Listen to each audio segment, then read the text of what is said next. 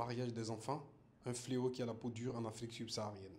En République du Bénin, par exemple, une récente étude baptisée Enquête mixte nous apprend que 3 jeunes filles béninoises sur 10 se sont mariées avant l'âge de 18 ans, avec tout le traumatisme, les risques sur la santé et autres mauvais traitements qui vont avec. Cette réalité, la chanteuse Angélique Kidjo, fille du pays et ambassadrice de la bonne conscience de l'UNICEF, a pu la toucher du doigt et même échanger avec les victimes lors d'une visite de terrain. Nous sommes des gens éduqués. Nous tous, autant que nous sommes ici, on se lèvera. Si on se lève, s'il y a un enfant qui se fait mal là, tout le monde va se lever. Si nous sommes capables de voir un enfant qui tombe et qui se blesse et qu'on lui donne un soin, on doit être capable de se mettre à la place des jeunes filles, ce qu'elles vivent. Le traumatisme de ces filles-là, je ne sais pas si on va pouvoir les récupérer complètement. C'est absolument insoutenable pour moi. Une fille de ce pays de voir d'autres enfants souffrir autant pour une tradition. Épouser des hommes qui sont plus âgés que leur père. C'est quoi cette tradition-là? Pour moi, ce n'est pas une tradition, c'est un crime. De se mettre dans un lit avec une gamine de 8, 10, 12 ans en disant on est homme. Être un homme, c'est ça.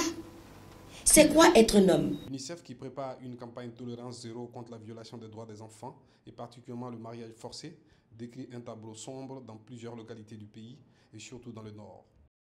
Malheureusement, beaucoup d'enfants au Bénin souffrent de violences et d'abus au quotidien.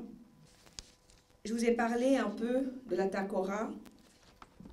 Je vous ai parlé du Borgou, où presque 4 filles sur 10 sont mariées avant 18 ans.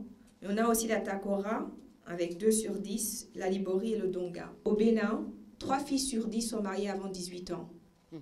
Au Bénin, au niveau national. Et 1 sur 10 est mariée avant 15 ans. Voilà ici des chiffres qui nous interpellent et qui nous demandent d'agir très rapidement. En République du Bénin, la lutte contre le mariage forcé avance trop lentement à cause de la réticence des hommes politiques, a dénoncé Angélique Kidjo, appelant à l'abandon des pratiques coutumières nuisant à la santé des enfants et l'emprisonnement de leurs auteurs. Tout comme les représentants de l'UNICEF, elle a plaidé pour un plus grand engagement des autorités béninoises et l'implication de toutes les couches de la société. La mobilisation de l'UNICEF Bénin s'inscrit dans le cadre d'une campagne régionale de l'Union africaine pour l'éradication du mariage des enfants. En effet, on estime que 40% des filles en Afrique subsaharienne sont mariées durant leur enfance.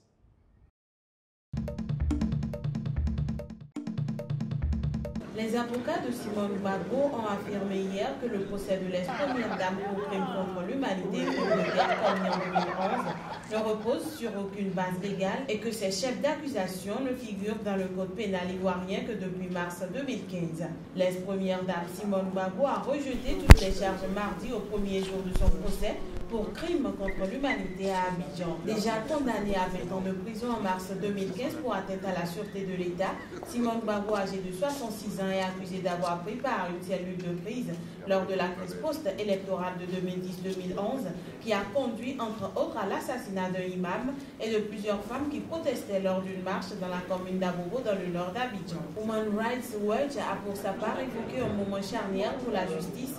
Si les victimes ont droit à un procès crédible, équitable et suivi par d'autres procès visant les auteurs de violations des droits de l'homme, les deux parties de la crise post-électorale de 2010-2011. Si les deux camps se sont montrés coupables des actions pendant la crise 2010-2011, aucun responsable pro-Ouattara n'a à ce jour été inquiété, ce qui nourrit les accusations par l'opposition de justice des vainqueurs. Le procès devait se poursuivre ce mercredi.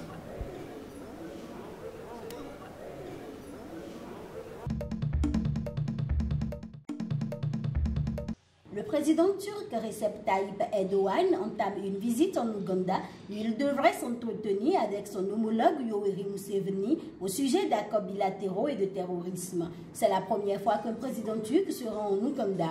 Une visite courte d'une journée. Des discussions bilatérales au palais présidentiel et une visite à l'université sont prévues. Une prise de parole est aussi prévue lors du forum des affaires en présence d'entrepreneurs turcs et ougandais. Les relations diplomatiques entre les deux pays sont encore nécessaires récentes. L'ambassade turque à Kampala a été ouverte seulement en 2010 et celle ougandaise à Ankara 3 ans après.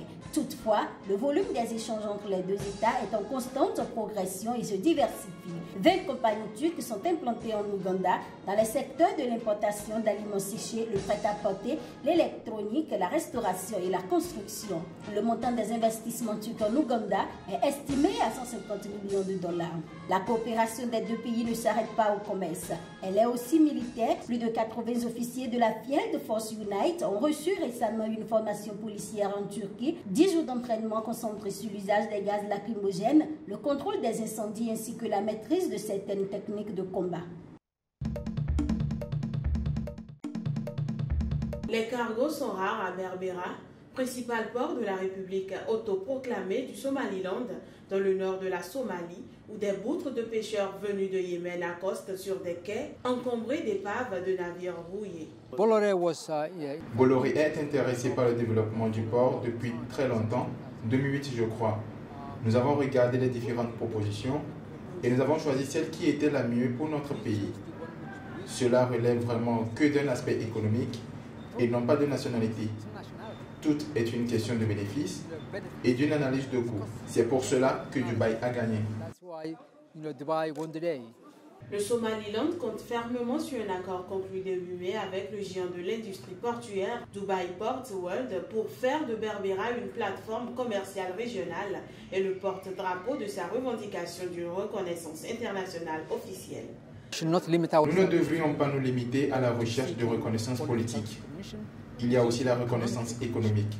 Le Somaliland a une position stratégique, nous le savons, et le reste du monde le reconnaît aussi, et nous devons en profiter.